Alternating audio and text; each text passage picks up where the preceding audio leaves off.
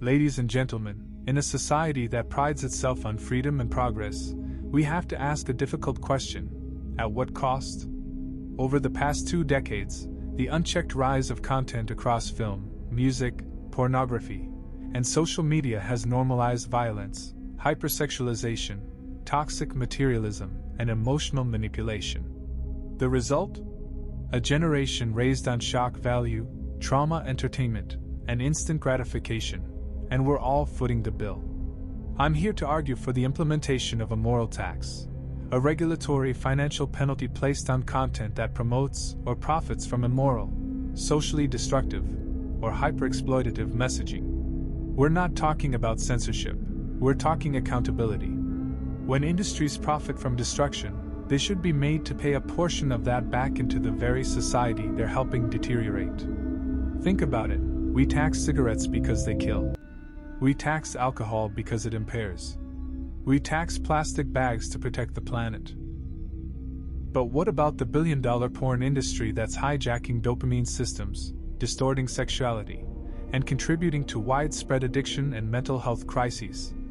What about social media companies that design their algorithms to prey on insecurities, promote vanity, encourage comparison, and silence authenticity, especially among youth? The film and music industries are not exempt either. Much of today's mainstream content glorifies crime, over-sexualizes women, encourages drug use, and mocks discipline or tradition. And while art should be free, when it crosses into mass psychological conditioning, there must be a cost. A moral tax would not prohibit expression, but instead reinvest a portion of these profits into education, mental health care, addiction recovery, and digital wellness initiatives. Now, some will say this is too subjective, but we already determine what's obscene, violent, or graphic through ratings and regulations.